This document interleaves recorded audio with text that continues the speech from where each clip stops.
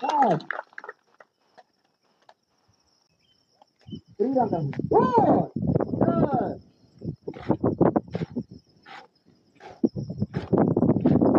Marcadores. Go.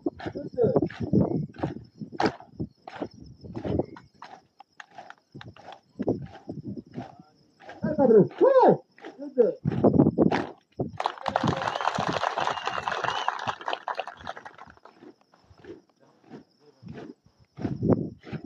Marcadores. Go. Yes.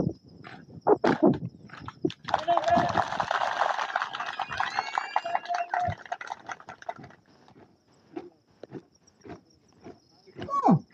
Pass.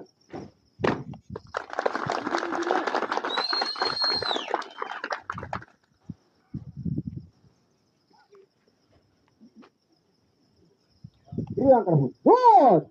Yes.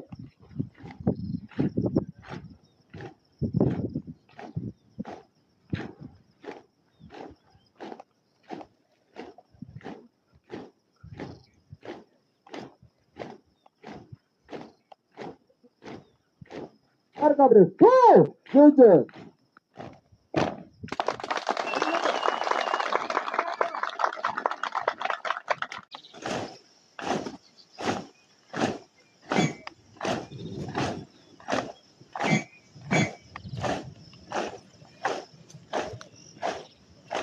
Marcadores. Go.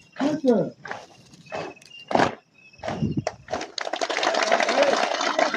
Go. Pass.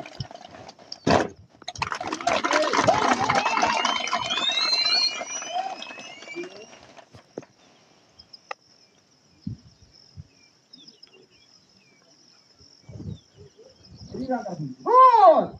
Yes. Marcadores. Go. Good.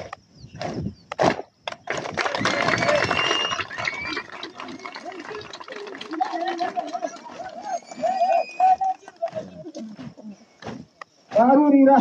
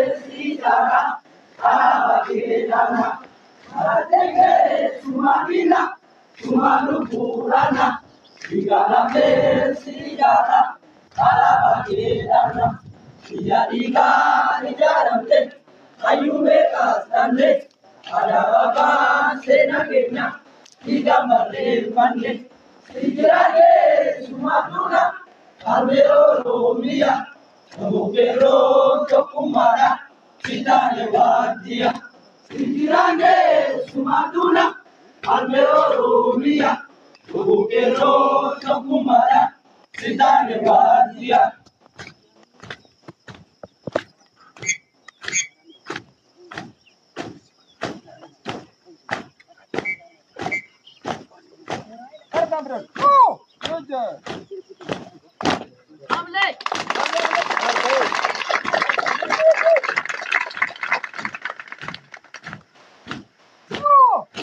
Pass.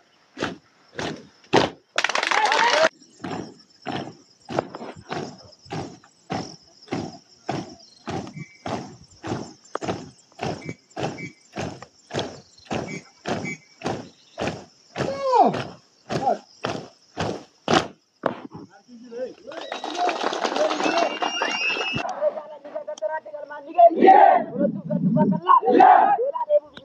Bara Itoophiyaa afaan qabeetii ijaarame afaan qabeetii diinaa Oromiyaa lamaan ijaare. Hanga Oromiyaa bilisa gubbaan maallaqi. Alaabaa keenyaan dura Oromiyaa bilisa gubbaan ni birbirsi. Eegaa jennu uummata Oromoo boonaa jira.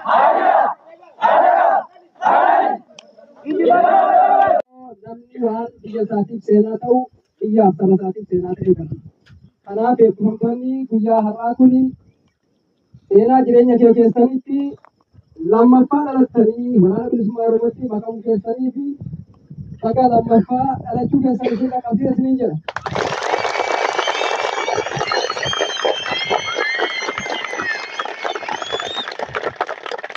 Egaa waan kana jedheef sababa qaba.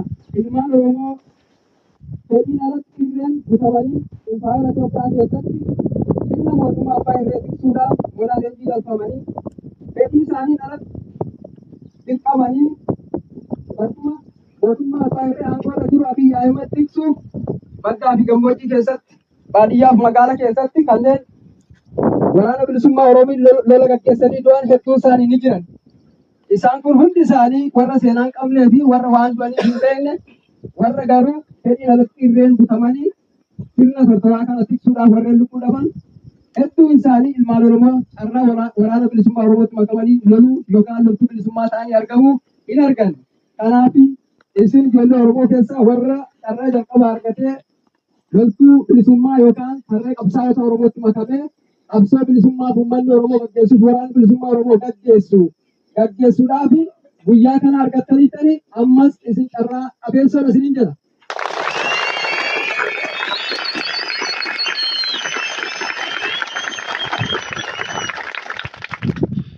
Kanaaf waraanni bilisummaa Oromoo yookaan qabsoon abaaboo woboon gaggeessaa ture waggoota 50 guutuu keessatti bu'aa bayii hedduu keessa darbee as ga'eera.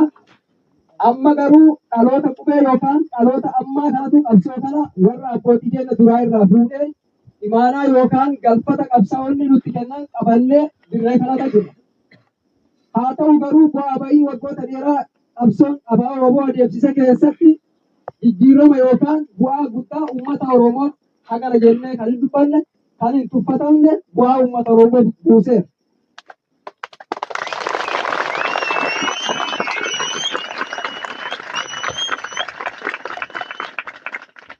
Kanaaf qabsoo kun qabsoo akka salphaatti ilaalan odoo hin taane qabsoo wareegama ulfaataa waggoota 50 guutuu keessatti ilmaan Oromoo sabi Oromoo lubbuu qaalii jijjiirraa hin qabne qabsoo kanaa kennanii asiin gahan wareegama dhiiga qabsaa'otaa fi lafee qabsaa'otaa qaqqabee fi kutuuta irra dhaabbanne yeroo qabsoo kana ofitti fudhannee qabsoofnu imaanaa guddaa yookaan immoo hadaraan guddaan uummata Oromoo nurra jiraachuusaa dagatuu hin qabnu isiniin jedha.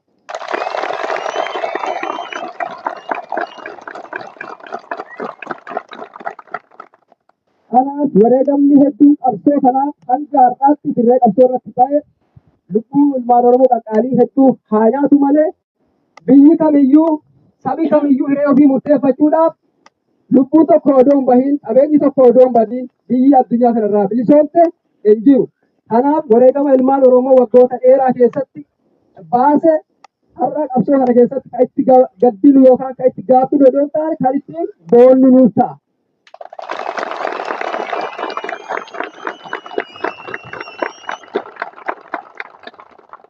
Har'as borus wareegama guddaa baafnee lubbuu qaalii qabnu saba Oromoof dursa kennine odoo lubbuu keenya hin qusatin odoo qaama keenya hin mararfatin lubbuu keenya odoo hin mararfatin bakka wareegamni lubbuu nu gaafatte dhaqnee lubbuu keenya kennine qabsoo bilisummaa Oromoo gara duraatti tarkaanfachuu keessatti uummata Oromoo sirna gabrummaa cunqursaa jalaa baafnee sirna bilisummaa fi walqixxummaa itti baasuu keessatti wareegama bakka qabsoon isin gaafattetti dirqama qabsoo Oromoo ofitti fuutanii bahuudhaaf yeroo kamiyyuu caala qophiidhaa isiniin jedha. Akkasumas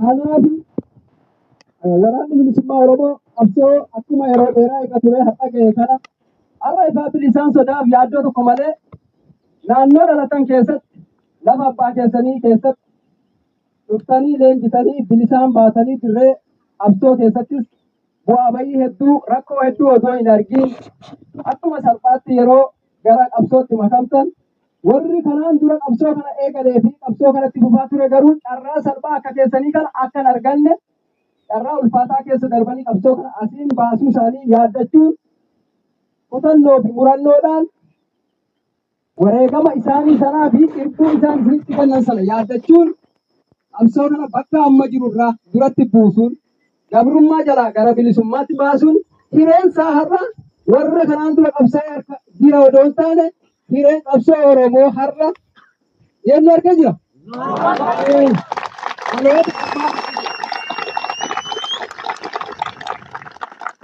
Dhaloota ammaa harka jiraa jechuudha. Warri qabsoo eegalee har'a kanneen jiranis kanneen hin jirres hedduun isaanii jiraachuu malan. Har'a garuu qabsoon Oromoo deemee harka kee galeera si dhaqqabeera. Yeroo si dhaqqabe kanatti garuu nama hadaraa fi imaanaa namaaf baatu waan ta'eef namni hadaraa of harkaa qabu immoo hin boqotu, hin taa'u, hin rafu. Hanga waan baate sana bakka dhaqqabe sana dhaqqabsiisutti imala isaa karaa isaa itti fufa. Qabsoon kunis bakka galmasaa isa xumuraa hin geenye. Bu'aa bayii hedduu deemee asaa ga'u malee bu'aa fi faayidaalee garaagaraa jijjiirama guddaa Oromoof Oromiyaadhaafis haa argamsiisu malee waan manaa ba'eef garuu haga ammaatti manii barbaadamu qabsoon kun hin rukunne. Kanaaf hanga bilisummaa fi walabummaan Oromiyaa mirkanaa'utti qabsoo kana duratti tarkaanfachiisuuf lubbuu odoo of hin qusatiin dadhabes beela'es odoo hin jedhiin dheebodhes odoo hin jedhiin odoo hin nuffiin qabsoo keessattis odoo haamilee hin dhabiin abdii guutuudhaan qaama qalbii guutuun dirqama dhaabsitti kenne fudhattee bakka raqisiin jiranii fi bakka lol isin jiranitti loltee uummata Oromoo irraa sirna kana kaasuu fi ichoominaan hojjechuu dhaabdan isiniin jedha.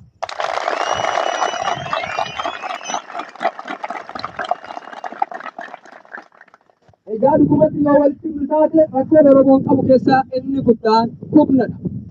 Oromoon yeroo garaagaraa keessatti carraa hiree ofii murteeffachuu argatee ture. Impaayera Itoophiyaa kana keessattis jijjiiramoonni siyaasaa yeroo garaagaraatti ta'an mootummaan tokko jijjiiramee yeroo mootummaan tokko dhufu Oromoonis wareegama achi keessatti baasee qabsoo sana dhuunfatee gara hiree ofii murteeffachuutti odoo ce'uu qabu hanqina garaagaraatiin odoo hiree ofii murteeffatiin odoo biyya ofii argatiin haqa Oromoo ormi fudhatee darbeera. Baroota dhiyoo kanas akkasuma baroota dhiyoo keessatti kan isin yaaddattanis Oromoon akkasuma carraa silaa ofii argatuu qabu namaaf kenneera. Kanaaf carraa Oromoon ofiisaa murteeffachuu qabu dhabuun humna isa madaaluu fi humna Oromiyaa madaaluu lafarraa dhabuu fi qophii gahaa taasisuu dhabuu isaatii yeroo baay'ee wareegama taane deebisee lafa irratti kaffalaa jira. Ifaayyuu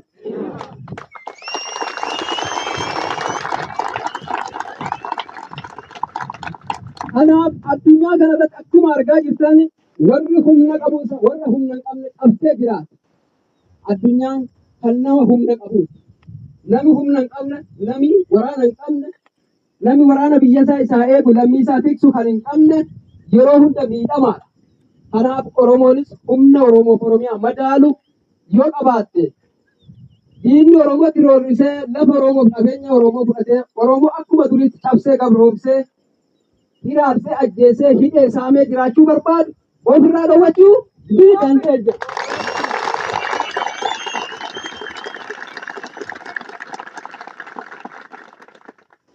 Kanaaf nuti carraadhaan bilisummaan eeggannu humna taanee guddannee uummata Oromoo wajjin wal qabannee yoo tokko taanee humna taane qaama nuti roorrisu qamayyuu lollee ofirraa dhowwachuun roorroo sanas ofirraa kaasuun Oromiyaa walaba ijaarrachuu ni dandeenya.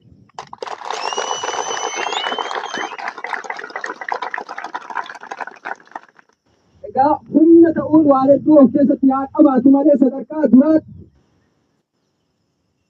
diina Oromiyaa irratti nurra roorrisu ofirraa kutuun Oromiyaa irraa kaasuun Oromoo sodaa fi tokko malee yaaddoo tokko malee hireesaa akka murteeffatu taasisuu keessatti qoodi waraana bilisummaa Oromoo qabu qooda olaanaadha.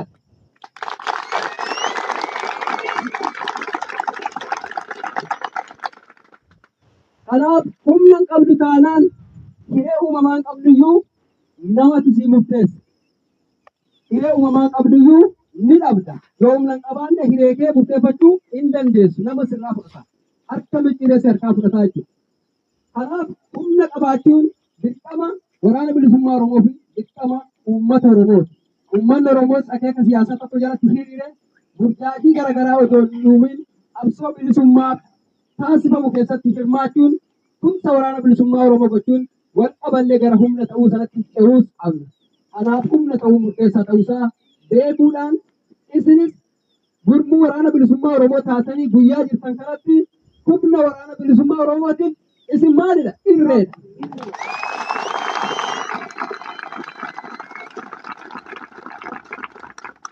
Kanaaf kaleessa qabsaa'onni hedduun sababa garaagaraatiin dirree qabsoo keessa dhabamuu danda'u. Kanneen biroo lola keessatti wareegamuu danda'u. Lolli loladha, waraanni waraanadha. Namni nama lolu kun isaa waan ta'uu qabu, waan diinni ta'u si mudachuu danda'a. Kanaaf bakka hir'atee fi bakka banaa ta'e bobaa waraana bilisummaa Oromoo jalatti hir'ate har'a tuuti namaa kun dhufeera jechuudha.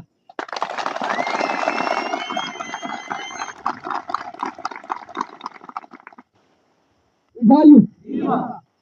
Kanaaf dirree qabsoo keessatti obsa nama barbaachisa.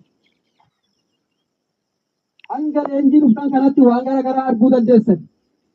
Borus immoo yeroo dirqama garaagaraa fudhatanii waraana bilisummaa Oromoo waliin bobbaatanitti bu'aa ba'iin dirree qabsoo keessatti mudatu hedduu jiraachuu danda'a. Qabsoon daandii qajeelaa irra deemu warraaqsi bu'aa ba'ii qabu.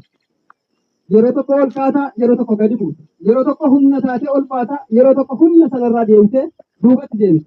Hundi bu'aa ba'ii qaba. Yeroo injifatus jira, yeroo injifatamtus ni jira. Ifaa miti. Kanaaf yoo obsan qabaatiin garuu meetira tokko tarkaanfachuu hin dandeessu. Yoo obsan qabaatiin uummata Oromoo bilisa baasuu miti, ofis bilisa baasuu hin dandeessu. Obsi daandii milkaa'inaati. Obsi daandii ittiin qabsaa'onni cittanii gara bilisummaatti dhaqanidha. Warri obsa qabu waan hunda keessa darbee, bu'aa ba'ii hunda keessa darbee, rakkinas keessa darbee, waraanas keessa darbee waan dura isaa jirutti dhufuu danda'a. Yaadachuu dandeessan. Qabsaa'onni hedduun isaanii yeroo abdii kukutatanii harcaan arguu dandeessan. Warri immoo obsee hafee keessa darbee ammallee waan haaressa dura isaa arguullee jira. Isinis dirree qabsoo keessatti waan isin mudatu kamiyyuu Oromoof ta'ee isin mudatu. Yookaan immoo waan ati waraana bilisummaa Oromoo taateef si mudatu. Dadhabbiin kee, lafeen cabuun kee, dhiigni kee dhangala'uun kee, lubbuun kee wareegamuun uummata Oromoof. Ifaa miti. Nama dhuunfaa miti. Lubbuu dhabaa kan jirtu nama dhuunfaa miti. Naafis lubbuu dhabaa jiru. Nama biraafis lubbuu dhabaa jiru. Lubbuu kee tokkitti kan dhabaa jirtu uummata Oromoo saba miliyoona 60 guutuu. Yoo beeloftes, yoo dheebottes, yoo rakkattes uummata Oromoof jedhee kana ta'e jedhii sammuu kee irratti fudhadhu. Namatti hin qabatiin, namatti hin haalatiin. Qabsoon nama dhuunfaa harka jiru. Qabsoon qabu uummata bal'aa harka jira. Yoo wareegamtu sabaaf wareegamtu. Tarree goototaa dhaabbatu. Ifaa miti. Kanaaf obsa qabaattanii waan hunda keessa cehuu murteessaadha. Yoo obsa hin qabaatiin akkuma amma dirree qabsoo kana dhuftetti haalli ati godhutti qabsootti seentu akkasirraa jijjiiramuu danda'a. Warri argeeru arguufaa danda'a. Haalli ati godhutti deemtu jijjiiramuu danda'a. Haalli jijjiiramu qabsaan isa yaaddessu. Rakkina akka barnootaatti irraa baradhu. Rakkina akka muuxannootti irraa fudhadhu. Rakkinni mataan isaayyuu daandii riqicha ittiin gara haqaatti deemanidha. Abbaa obseetu waan cufa keessa ba'a. Abbaa obseetu waan haaressa arga. Yoo obsiin homaan argatu. Ifa. Kanaaf obsa qabaadha. Isin jechuu barbaada.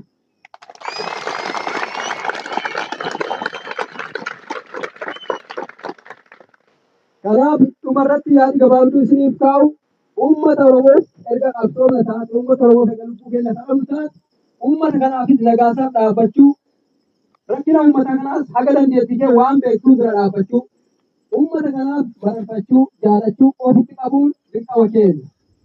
Kanarraa hafe guddinni kee humna ta'uun kee uummata Oromootiif yaaddoo ta'uu qabu. Garuu diinaaf yaaddoo ta'uu qabu. Baay'inni keen humna ta'uu waraana bilisummaa Oromoo diina keenyaaf yaaddoo ta'uu qaba. Uummata Oromoo garuu jaalalaaf mararfannoo fi kabajaa fi waan ta'eef gaachana uummata Oromoo ta'uu qaba. Ifa.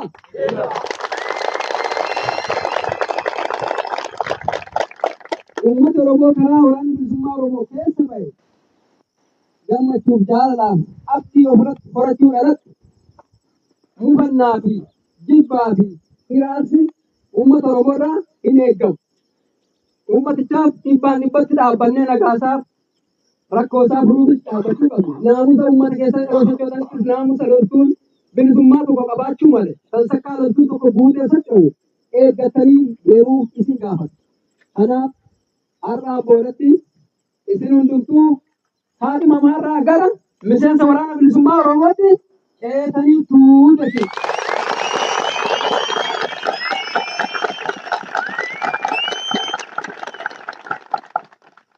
Galatooma dhaamsi gabaabaan isinii qabu akkasuma gara sagantaa itti aanutti ceetanii naftis ganna rooba anaaf gara sagantaa waltajjii biraatti dabarsa. Galatooma.